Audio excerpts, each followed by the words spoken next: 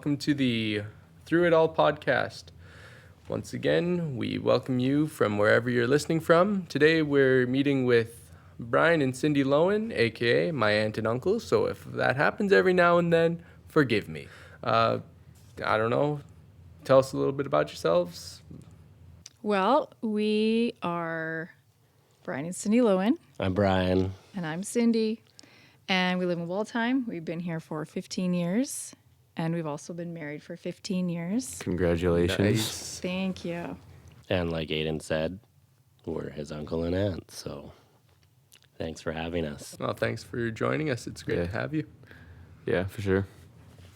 So we're just going to start off our discussion here with a nice, easy question. How did you guys meet? Well, as my wonderful wife said, that was 15, 16 wonderful years ago. I guess it was that long ago. We met at a church, college, and career. We both attended the same church, and it was a small group. Sometimes it was just the two of us, so we just started hanging out more and more, and yeah, that's how we met. Awesome. Pretty cool.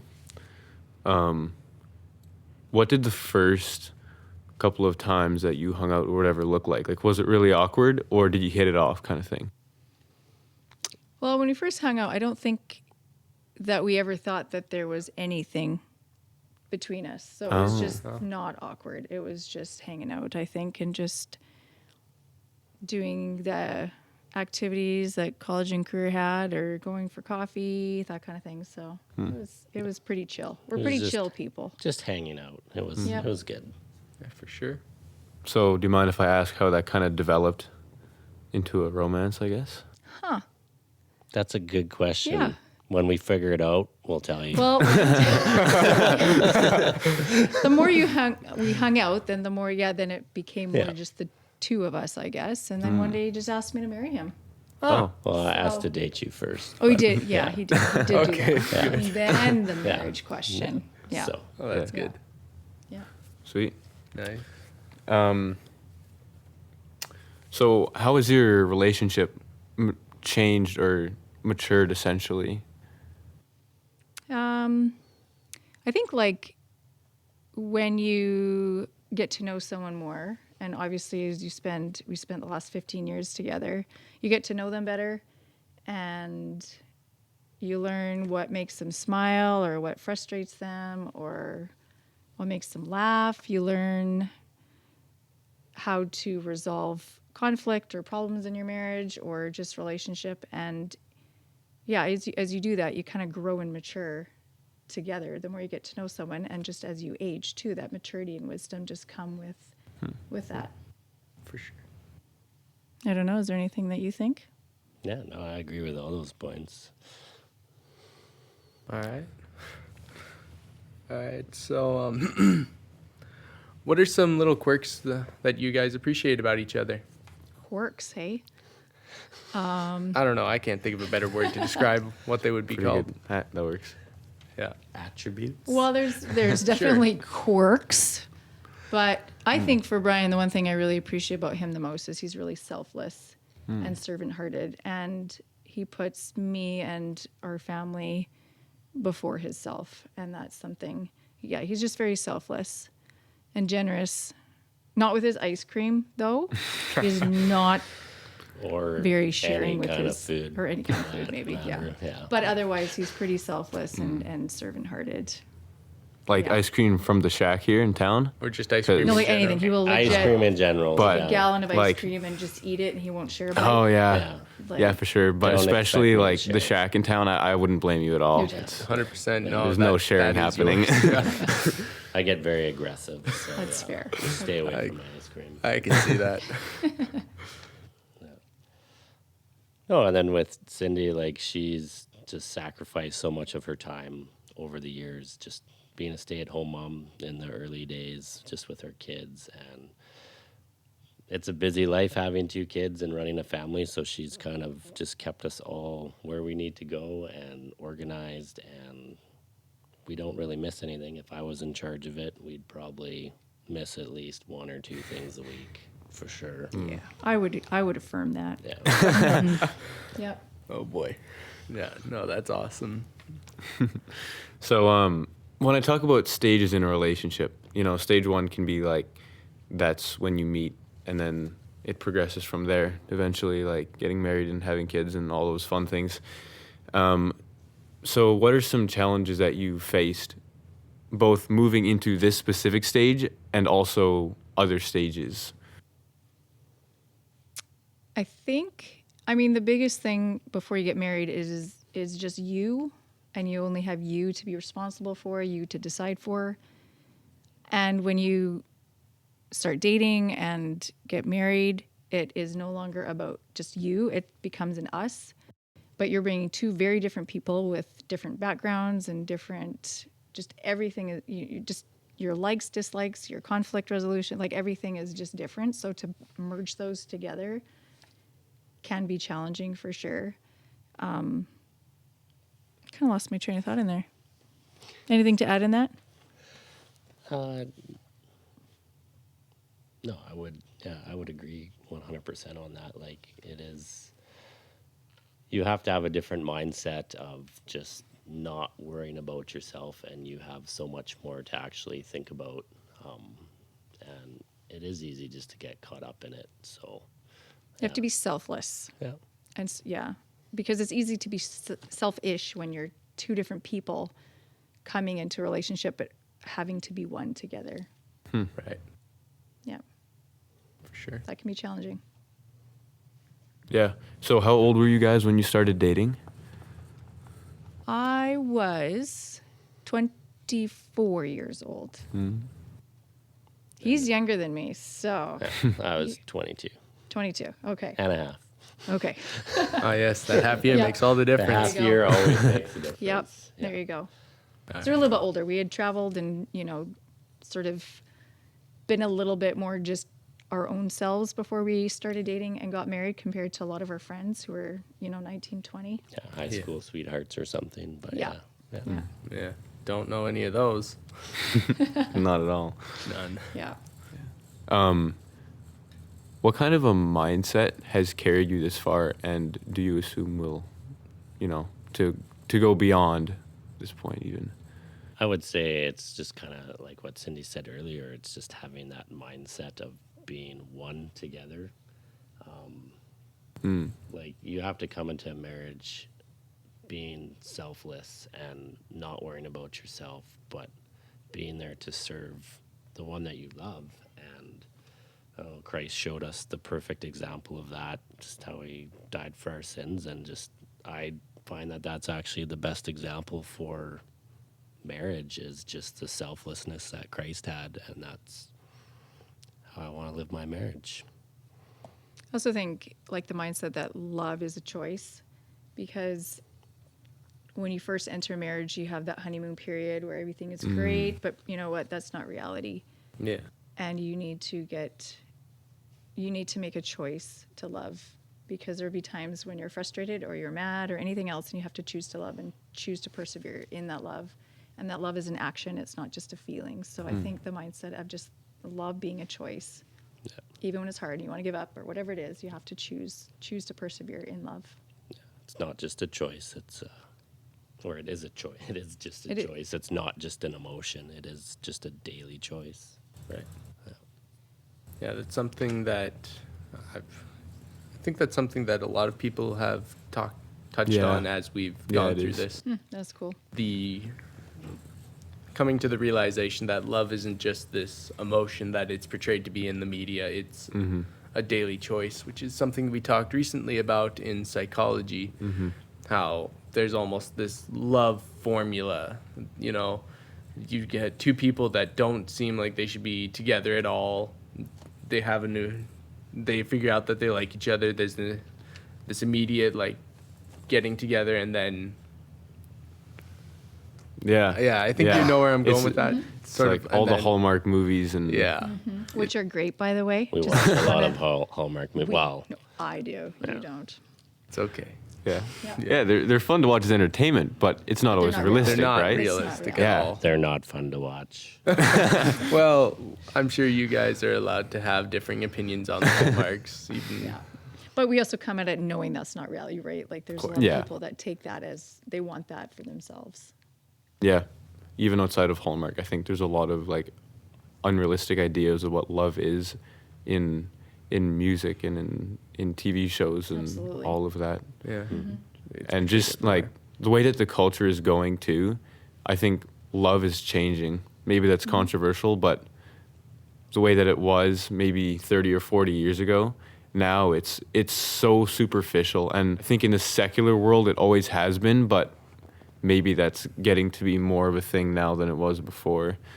Right. 'Cause Or people not really understanding maybe what love is, because love probably hasn't changed, but what they've mistaken for love yeah. has changed.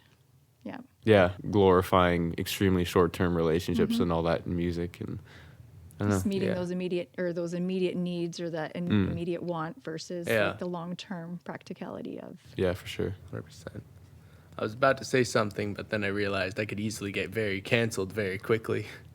I mean, you can share your opinion. So it's something that I was talking with my dad about a year and a half ago or something. We talked about, for some reason, we got on the topic of, LGBTQ, all that.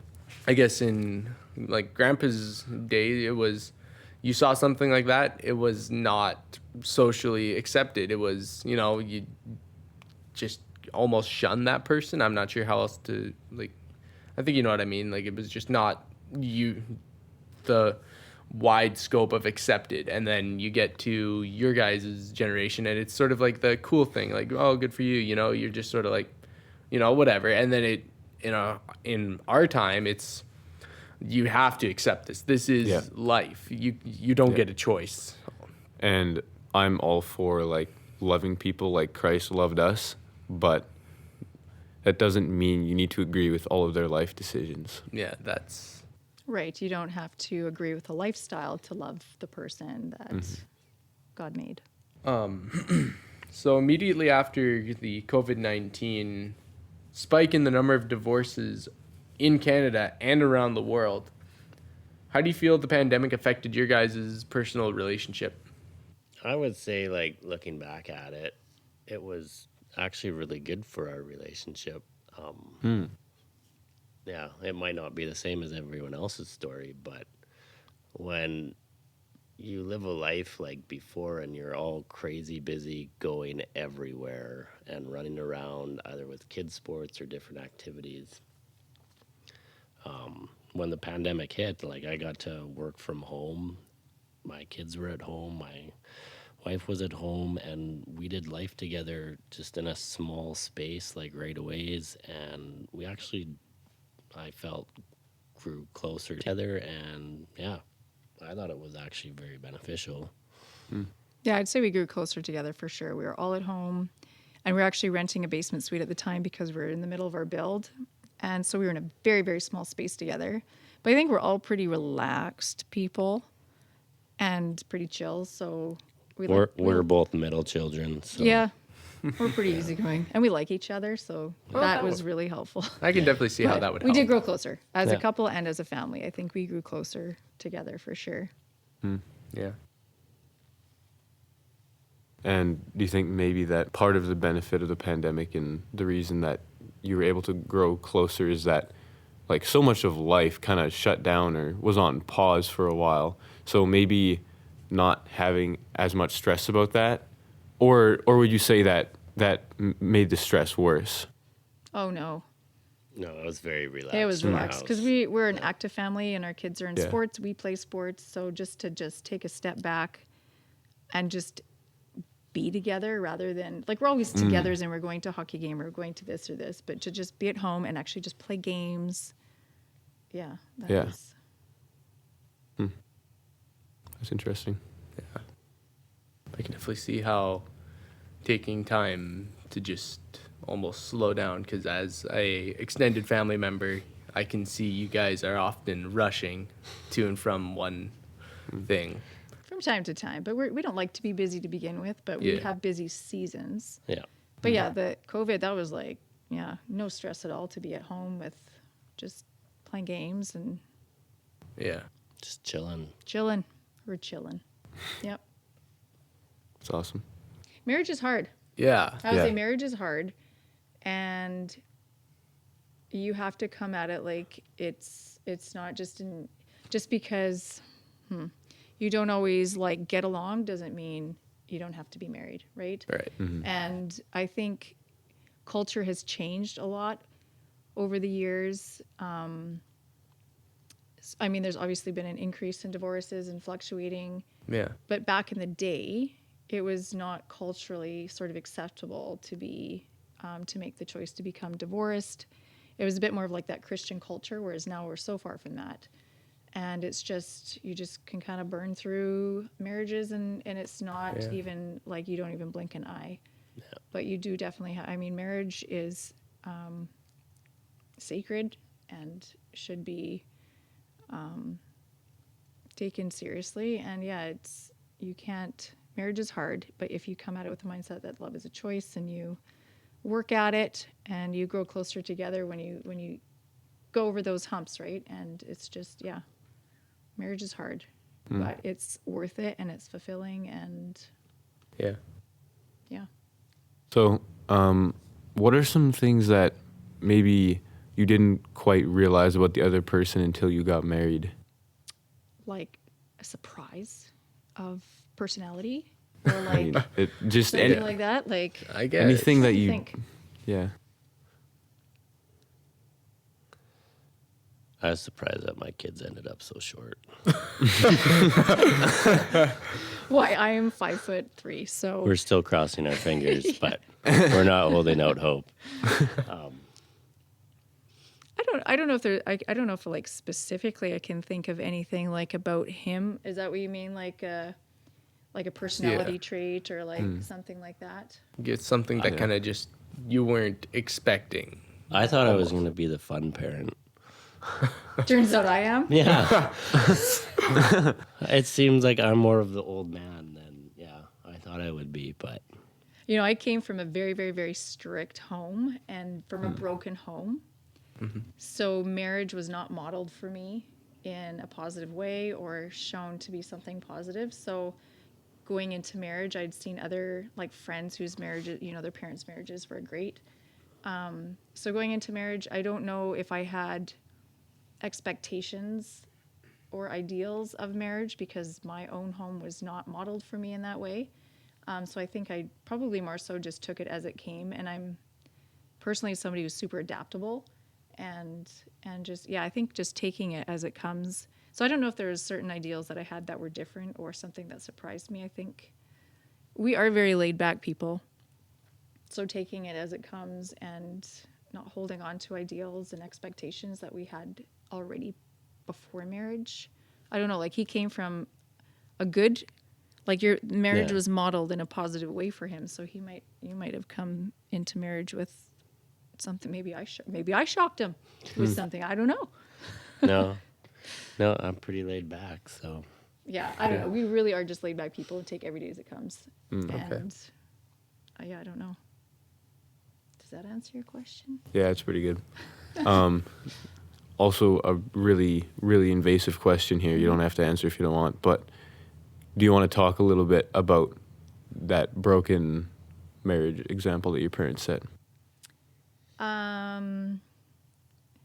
Well, my parents divorced when I was about 6 years old for a number of different reasons. And there were some legal reasons as well. So I really didn't have a lot of contact with my dad when I was younger. And then my mom was a single mom for a few years and she dated on and off. And then she got remarried when I was 9. And that marriage was not modeled. Like my mom grew to have a lot of mental health issues, and so that reflected in the marriage and how she treated her kids. But she very much she parented her kids and he kind of parented his kids, so we never merged and sort of became like a family unit. So yeah, my mom, her relationship with my dad was not healthy, and I was quite young as well. And then the marriage with my stepdad, that was just not modeled in a healthy way because my mom had mental health issues that affected how our family maybe ran in a positive and healthy way. Right. Does that answer your question? Yeah. I'm pretty open, so Yeah. don't Yeah. feel like it's invasive. It's been shared a lot. Yeah, it has been. Yeah. I've done a lot of speaking to different women's groups and teenagers and stuff like that, and shared a lot of my story. So yeah, it's pretty open. It's interesting. I appreciate how you guys have been open about talking about how your faith influences your marriage. Would you be willing to go a little more in depth with how your faith impacts your marriage? I would say that's like the center of our marriage. You can't do it without Christ. Yeah, so we try to Yeah. keep Christ the center, and that all goes down to our own each of our own faith values and relationship with the Lord. So that if that's not the center, then our family's kind of disconnected. But if we keep Christ the center, and like you said before, Christ, the example of him and the church is kind of the example how husband and wife in a marriage should look like. Yeah. So yeah, it's a big, for us, that's a huge piece to our marriage. Right. Did you guys have a lot of conversations about faith early on in your relationship? Like even before you started dating? We went to college and career, so probably not. I think it was just kind of assumed. Well, we weren't like we were a little bit older when we started dating, Yeah. and I had we were just a little bit older, and we knew where each other stood. I had been in Bible school with his sister years before, and his dad had hauled hay for my stepdad, and so we kind of knew the family just a little bit, and so I knew what kind of family he came from, and I knew what he was like. We found that out, though, after we were married.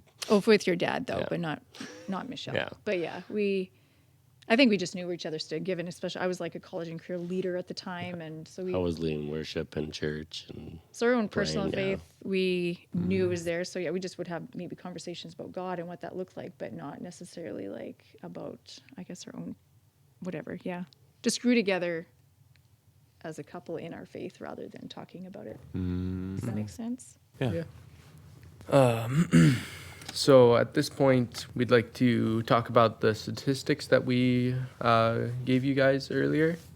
So I think we'll talk about them one at a time and discuss them in between.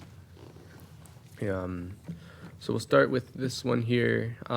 People who have been divorced in the past are more likely to get divorced again.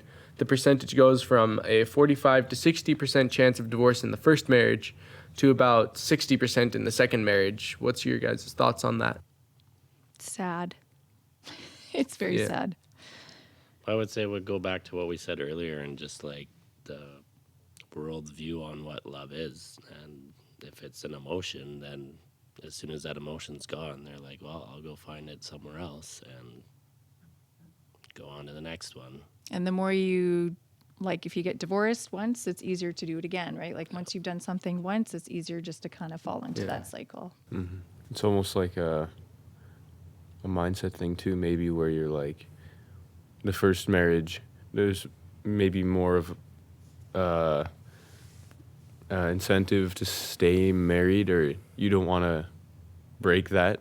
But once you've already done it, then it's kind of like, see it it as a becomes way a way out. out. Yeah. Yep. Yep.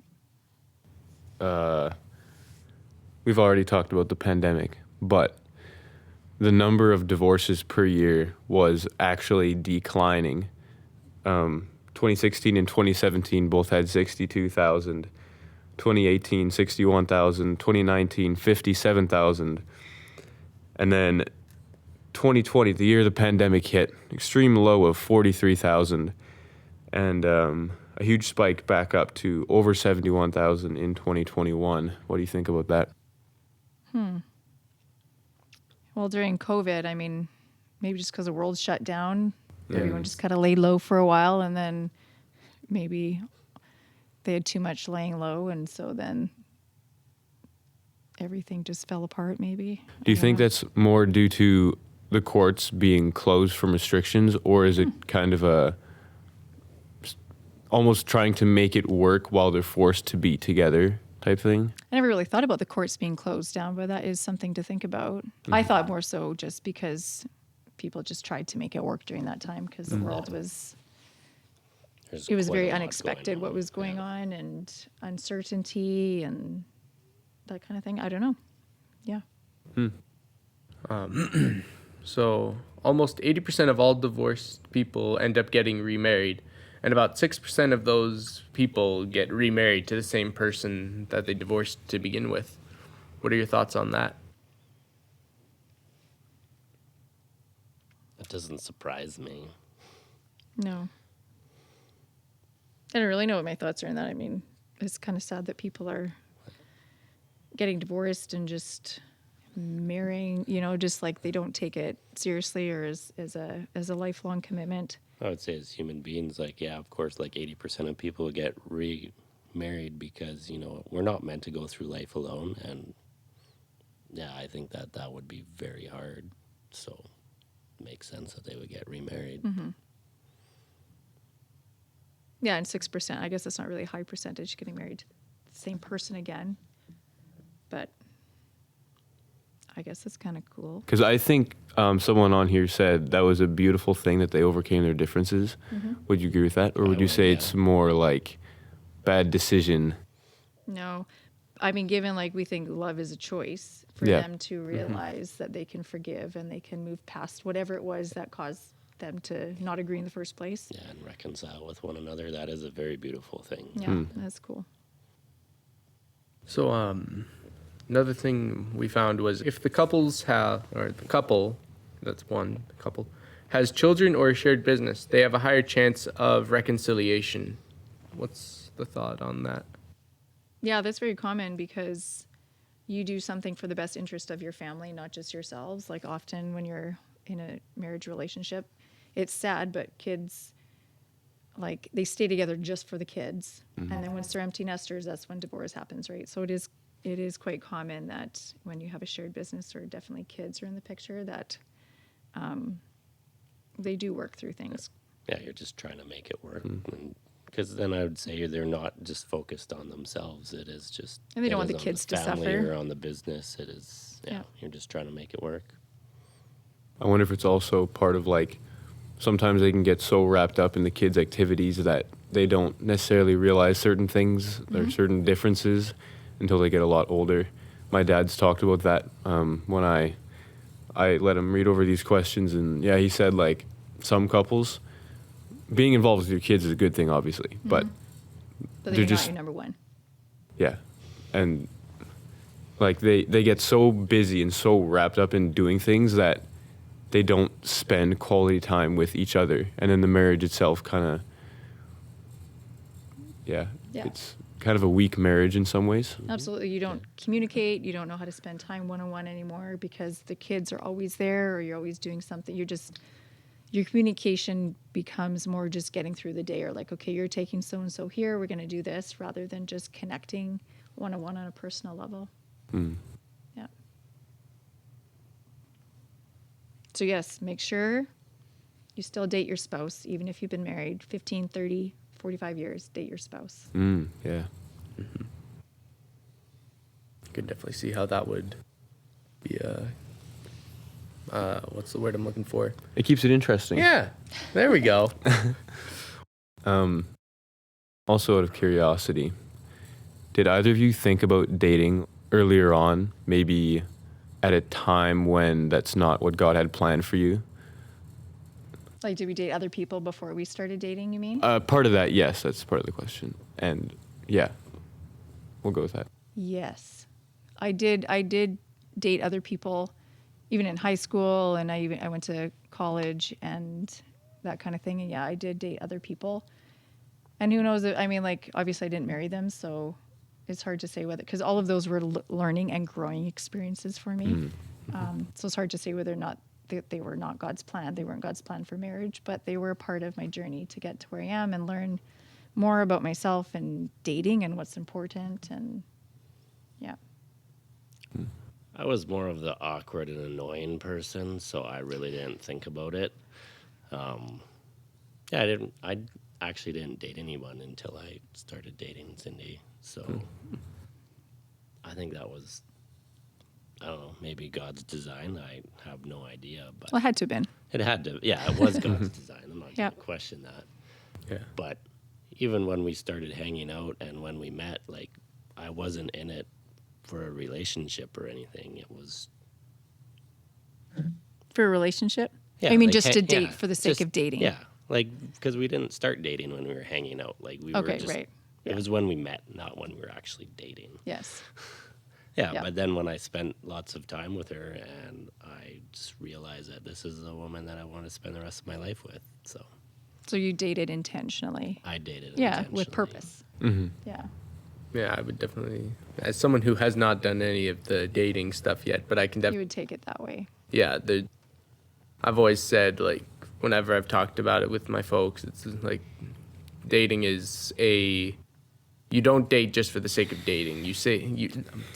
Yeah. Typically, dating would be like the process of getting to know someone for the Yeah. purpose of marriage. That's Yeah. kind of how Yeah. they explain things. It's old school courting. There you go. See, I didn't grow up in a Christian home. I didn't grow up with faith. I didn't become a Christian until I was an adult. So my background is a little bit different than Brian's. But I did date a couple of guys after I became a Christian, but it was always for the purpose of but then we realized that's not working, and so that it kind of went that way. But yeah. Do you recall any of the things that maybe you realized about yourself or about relationships after ending a relationship? What else about myself? These are several years ago now. Mm-hmm. I don't know. I don't know specifically. I'm sure I could think of something off the top of my head, but definitely character building, because I mean, you do learn through every life experience, whether it's positive or negative, to just let it help to build your character and not let it, damage you. So I don't specifically off the top of my head, I don't know what I learned, but they were definitely growing pieces to who I am and who God wants me to be. So I could get back to you tomorrow about specifics, I think, but yeah, I don't know specific off the top of my head how it was. So these last two we're just going to do as one. So violence and or abuse accounts for a total of 34% of all divorces, and extramarital affairs makes up about 27% of all divorces. This is spread out across all age groups. What are your thoughts on these? Do you think these are high, low numbers? I think they're low. I think that we don't know what goes on behind closed doors. And it would probably increase the percentage if we did, sadly. Yeah. Yeah. I think that lots of people are trapped in abusive marriages and they don't even realize it. They keep it quiet, those types of things. And extramarital affairs are definitely on the rise as the sanctity of marriage is not there anymore. Yeah, nobody upholds those Christian values anymore. Or even just there's lots of non-Christians too that uphold the sanctity of marriage. But yeah, I think these numbers are probably low than the reality of most marriages. Sadly. So what are the purposes of this little study that you're doing in the podcast? Like, what do you hope to gain from this? It started as a school project, and we got into it, and we decided to do a podcast. And then I guess we kind of unanimously decided if we're going to do this, well, then we're going to do it properly so that maybe we can provide more value than just for our teacher. Yeah. Very Wanting cool. to hopefully get this out to people who are in relationships that might need help, hopefully. And like, obviously not everyone we're going to talk to is going to have these, like, the same morals, the same values, but we're hoping that stick with people and hopefully allow them to have the ability to fix their relationship. Our statistics are on divorce not because we want people to see, oh, well, it's inevitable for us to divorce. We just want people to be aware of the statistics that are out there, what's out there for these. And we just want to see these statistics start declining again. That's a huge battle. Yeah, and obviously we can't do that. Like, we just want to be able to get out there and reach a couple people. But yeah, if you can touch one couple or one person Who with, knows? Maybe we get to that one couple that gets to a group, and It's also been just really cool to listen to all these people Yeah. who are experienced, and there are, I wouldn't say things have changed my mind, but getting it's made me people's think. views. Yeah. that's cool because I'm sure you guys each have your own ideals of Yeah. what marriage is based on watching other marriages, but also your own families and what that looks like. So Yeah, there's definitely Yeah. been that. Darn, you guys should start your own podcast. I could be on this side of it too. I think it's good to have ideals and expectations, but not to hold to those. I think you need a lot of flexibility and openness to what comes your way because nothing will ever be your ideal or your expectation. But it's good to have goals. It's good to have obviously the values and stick to those values. But your goals, they might always just be changing, as long as you're staying within your values and if you have faith, then within your faith as well. So, how important is it that people have the same faith? Could someone who is a Christian or a Catholic or who knows, a Buddhist, make it work with an atheist? Or Or even intermixing those other religions, Yeah, the or Buddhist and the Christian, like those sorts of things. would very different religions, like a Catholic and a Buddhist, would it be easier for them to make it work than, let's say, a Catholic and an atheist? I would say that all of those would be very, very difficult because, I mean, for us, that is the basis of our relationship and the center. And if they're not in line with each other or compatible, what ground do you stand on? Because you're on two different sides. It would be constant battle. Because everything you do, whether you have to be on the same page as your spouse. And if you don't have the same morals and values, which come, I mean, a lot of, if it's driven from faith or Catholicism or Buddhism, if you're not on that same page, you're looking at everything from different angles all the time. Right. Yeah. It just makes me think that I would almost want to believe that the Catholic and the Buddhist, obviously there's going to be big differences there, but maybe that would sooner work than with an atheist because your belief system about the world is closer. Like you believe in something more, right? Right. I see what you're saying. Yeah. I don't know, maybe to some degree, but I think at the end of the day, whether you're atheist and have nothing or Catholicism and Buddhism, that they're two separate. I think whether you're atheist dating a Christian or whatever it is, I feel like at the end of the day, it wouldn't matter. I think it would just, you don't have the same ground to stand on. I've done a lot of like traveling and just seeing different cultures and marriages and intermixed marriages, with different cultures. And I think it is trickier because, There's a lot of cultural differences just in how different cultures view marriage as well. faith aside, you mean? Faith aside, yeah. Yeah. Very different. And obviously they're if as long as you share the same faith or the same core values, it's doable. But yeah, it's tricky to in like any religion or any whatever, it's tricky to you need to be on the same page. Yeah, I definitely agree with you guys that having that shared common goals and ideals would be important. How about miscommunication? Has that been something that you've had to face? Yes. I'm horrible at communicating. Yeah, so yeah. I think that's pretty typical in a marriage, whether it's the male or the female. One of them is probably not going to be a great communicator, but definitely the miscommunication piece. You have to learn, and that's where when you do life together, you learn and you mature together, and you learn how they communicate and how they receive communication. Because how I talk to him you have to learn how to talk to your spouse as they hear it, not as I would hear it. So you'll learn how they hear it, just like conflict resolution or love languages. It's showing that and communicating in a way that is, you learn how your spouse receives that, and it's not coming from, well, you should have, I said this, because they're going to hear it in a different way because of who they are, which you learn. Do you pay attention to love languages? Is that something that you've taken the quiz or whatever?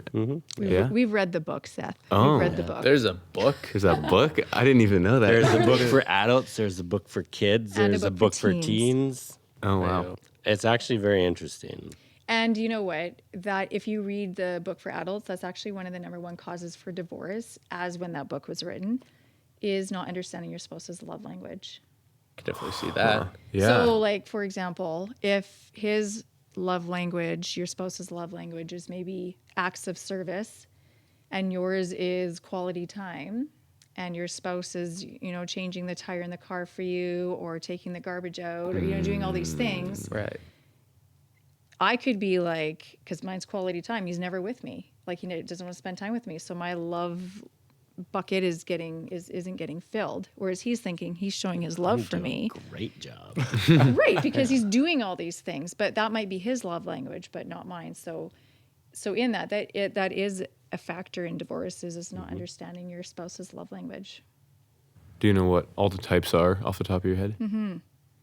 There is quality time. Okay. There's physical touch. There is acts of service. There's words of encouragement or affirmation, and gifts. Want to go into those a little bit? So, like, gifts would be, I have my psych degree here, so this is kind of up my alley. Right. So, like, gifts would be obviously giving a gift to someone, but it doesn't have to always be monetary. It could even just be, like, for kids, a picture they drew, or just something special that made you think of them. It doesn't have to be always about money. All right. Acts of service, you feel loved when people do things for you. Whatever that may look like. Words of encouragement or affirmation, obviously that's self-explanatory, just making sure you're just affirming that person, who they are, just encouraging them, spurring them on. Quality time, self-explanatory. Spending time with someone is how you show their love, or how you feel loved. And physical touch, so whether it's, like a hand on the shoulder, or hug, or holding hands, or whatever that looks like for your relationship with that person, that's what would make that person feel loved. And it's good to know, not just in marriages, but also with your kids or your teenagers, to know their love language too, so that they're feeling like they're secure in their relationship with you and in their love. And it comes back to the communication side of it. Like, Mm-hmm. if you're not communicating the area that your spouse needs, then you're not doing anything. Yep. Right. And being selfless in that. Like, we're middle kids, and we actually have the same top two love languages. So for us, it's a little bit easier. Whereas some marriages, if his was acts of service and mine was quality time, it would be really difficult. So you have to be really selfless in your relationship, because how I receive love is how I naturally show love. Right. So I would have to think outside of myself and be selfless in showing love in acts of service, if that was his love language. We'd have to try really hard to get around that, I guess. You could be super intentional in doing that. Yep. sit with him in the garage while he's changing your tires or something, Well, exactly right. So yeah, kind of hitting two love languages at once. I tried that. Socket wrench. Just so much. I would, though. I'd bring him one. So Not that one, the other one. I'm a farm girl. I know what these things are. Is there Anything? any you guys- advice that you could share with people looking to get into relationships, or getting into relationships, or even married people? Don't look for it. Just look for it. No, honestly, like, I don't know. When we met, I wasn't intentionally looking to start dating anyone. Honestly. I'm glad it did, but There you go. I think you have to be intentional in your relationships. They do just happen, but like in a marriage, you have to be intentional, because if I just go about my daily things, and I'm not intentional in ways that communicate with him or show him that I love him or that kind of thing, that's going down a path of where there's going to create conflict. So being intentional, and also like choosing love. Like, I know that's like so cliche, but there are different hurdles you're always going to face, right? Like, marriage is hard, and you have to choose love, choose to work at it. And thirdly, I think date your spouse, because like we talked about earlier, a lot of divorces and fallen apart marriages come when the kids leave the home, and you need to. Kids are not first. Like for us, it's kind of. I'm sorry, Aiden. Kids are not first. For us, God is number one, and your spouse is your number two, and your kids are your number three. And just like when in anything, if your marriage is not okay, your family is not going to be okay. And or like at school or like a team, if you're a coach, if you have poor coaching, your team's going to reflect that. And so you need to your relationship with your spouse needs to be important and intentional, and keep dating them. Right.